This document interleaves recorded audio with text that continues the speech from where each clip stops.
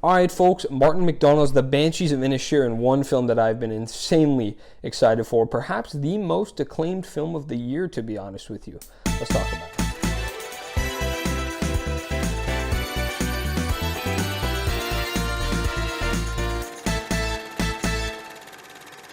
So again, background here, it debuted, did it debut at Cannes? I'm not really sure, I don't want to get that wrong. But debuted at Cannes to phenomenal reviews. People have been eating this one up. They've been loving it. I've been super excited for it because, again, the word of mouth on this one has just been stellar.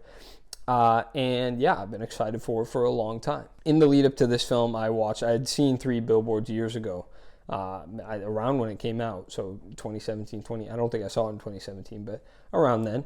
And of course, I saw it in Bruges earlier in October. I saw in Bruges. And, you know, I picked up on the fact that he's good at telling these darker stories with some darker elements of comedy. And so I saw the trailer for Banshees, and I, of course, was expecting the similar tone and feel. And I have to say, in that regard, it completely lived up to my expectations. The comedy wasn't laugh out loud by any means. There are a few moments where I chuckled, but this film is a very dark film. It's brooding. It's a lot more subtle, I would say, than both In Bruges and 3 Billboards. You can see the progression of Martin McDonagh as a director and how he approaches his stories, because this one isn't as blatant in what it's trying to tell you. It is more so depicting things and asking the audience to make of it what they will. And for most of the runtime, you know, that sort of bothered me. The pacing was a little bit off because you're in this 1920s Irish island.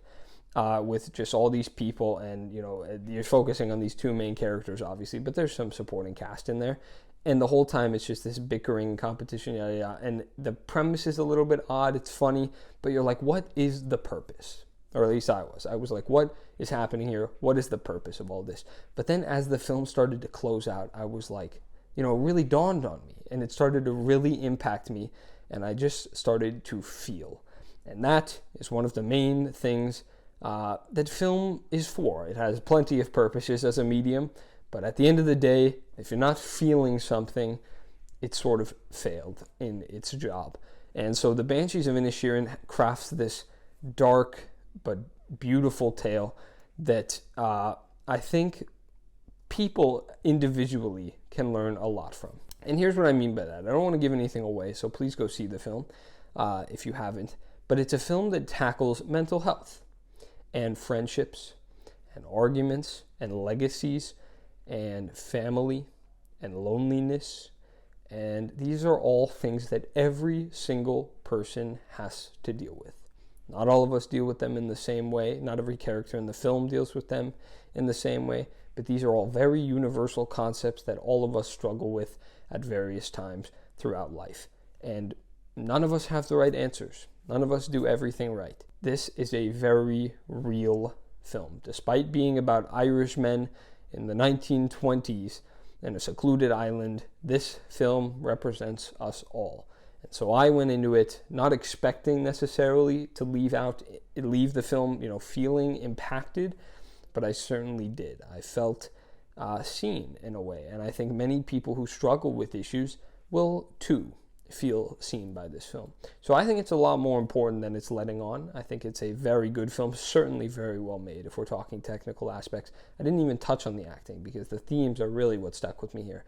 But it is some of the best acting of the year. You have Colin Farrell in the lead role, who is just so, like, he actually feels like a real person. He's so sweet, and just you empathize with him so much in his poor struggles.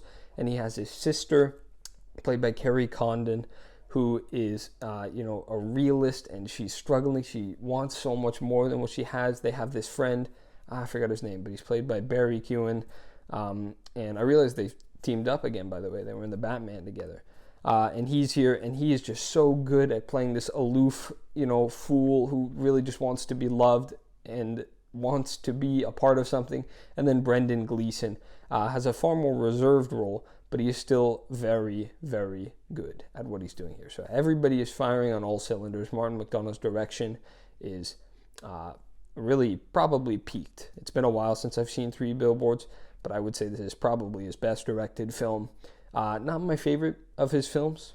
I think it would probably, when I left it, it was third. It was after In Bruges and Three Billboards. It's probably second right now. I do think I still prefer Three Billboards, but the film, this one certainly impacted me the most out of all three. So if you have ever struggled with mental illness, if you have ever, not known what to do in an issue, not mental illness, for God's sake, mental health. If you have ever struggled with mental health, and I'm just saying that because obviously everyone has, so I know you've struggled with mental health because everyone does. This is a thing that everyone experiences. Then I think The Banshees of Inisherin is probably a good watch because you may learn a thing or two. You may pick up a thing or two. You may feel. And that's what Banshees is good at. All right, folks, there's a few other things that I could talk about here, but I think I covered most of the bases. Again, one complaint, I guess, would be the pacing. I don't know how that would feel on a rewatch. I feel like that issue would probably be a lot smaller, but when I watched it, I definitely noticed it a little bit dragging.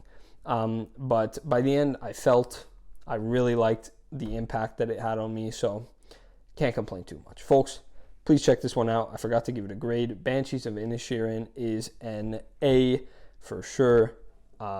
Is that a surprise? And that means that's actually Martin McDonagh's third A. I've only seen 3 of his films. I'm pretty sure he's only done 3 features, but it's his third. So that's an impressive track record. All right, folks, I've been EDP Reviews. This one has lived up to the hype. Gets a thumbs up from me. Gets maybe even 2 thumbs up from me. That might be too generous. Folks, I've been EDP Reviews. You've just been the absolute best. I will see you on the island of I just had a hiccup and it ruined my joke. I'll see you on the island of Inisherin. Bye-bye.